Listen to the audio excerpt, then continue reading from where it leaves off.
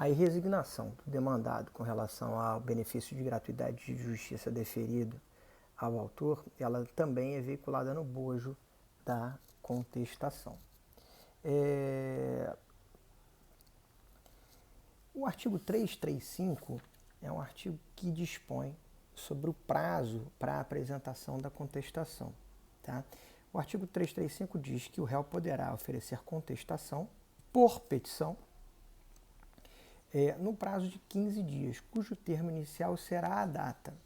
E aí, na realidade, o que eu gostaria de abordar com vocês é os diferentes marcos determinados pela realização ou não da audiência de conciliação ou audiência de mediação.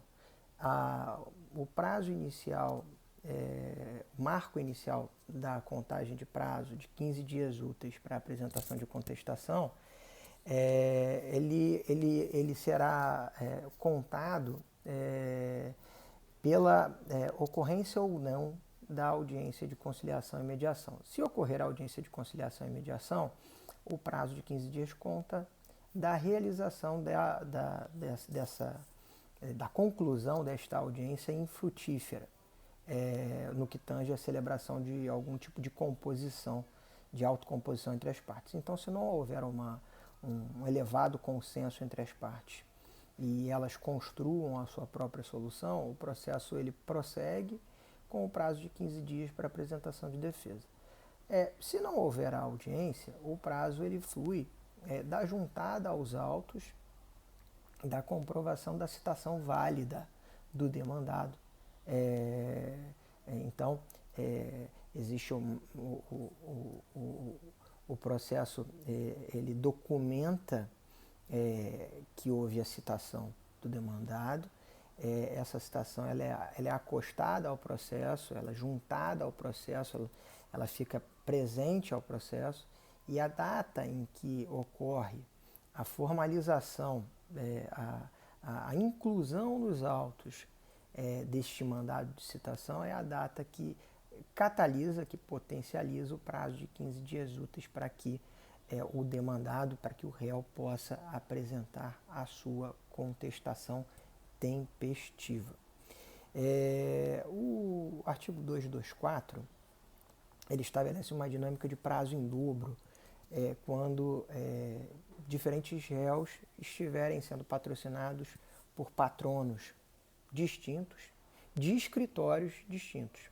É importante que fique claro isso. Então, se eu tenho um escritório com um amigo, aí para ter prazo em dobro, eu passo a contestação de um réu para o meu amigo e faço a outra contestação. Se ficar evidenciado que são um mesmo escritório, evidentemente que o prazo de 30 dias utilizado para a contestação ensejará uma contestação intempestiva e a aplicação da pena da revelia. Tá? Então, prazo em dobro só vale para procuradores distintos de escritórios diferentes. E essa regra só vale para processo físico. Então essa regra é uma regra que está fadada a ser não utilizada, porque a tendência é que só tenhamos processos eletrônicos daqui em diante.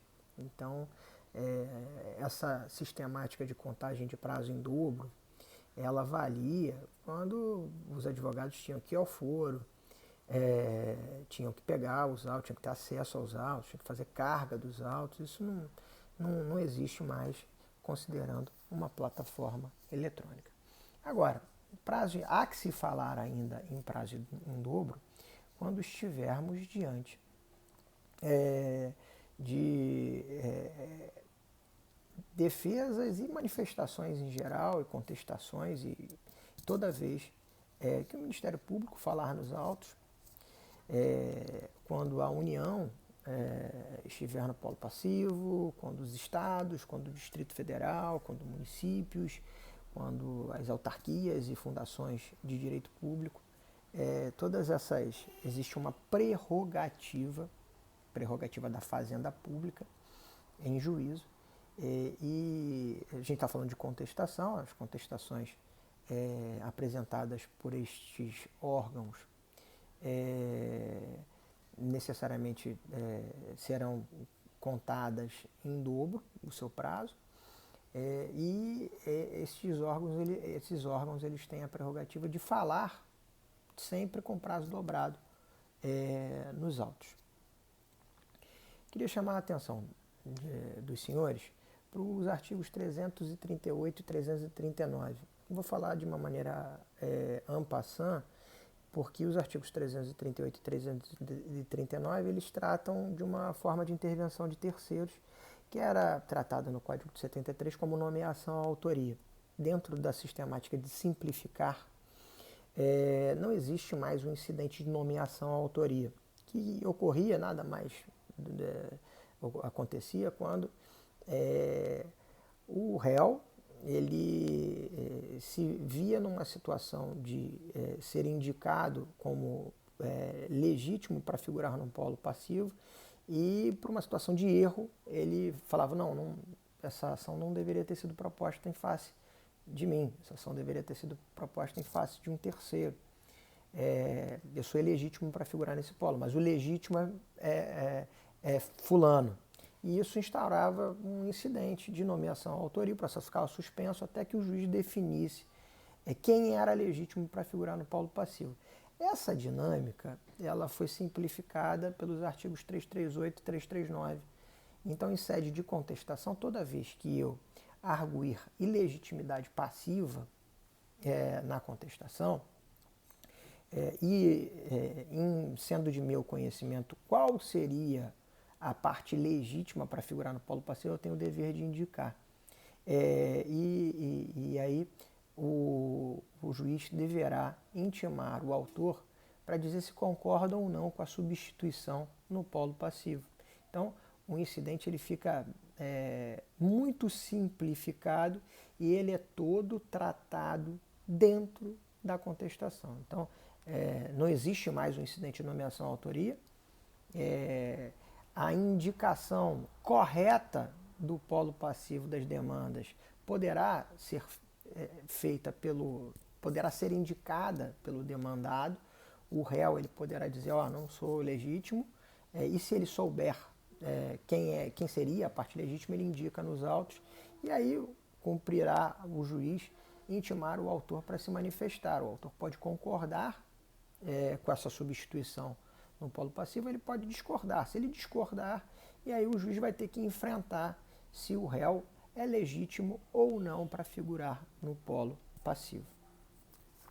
Avançando, eu gostaria de tratar com os senhores especificamente de um princípio que norteia a apresentação de contestação, que é o princípio da concentração, o princípio da eventualidade. Disse aos senhores que a contestação traz em seu bojo matérias processuais e matérias de mérito.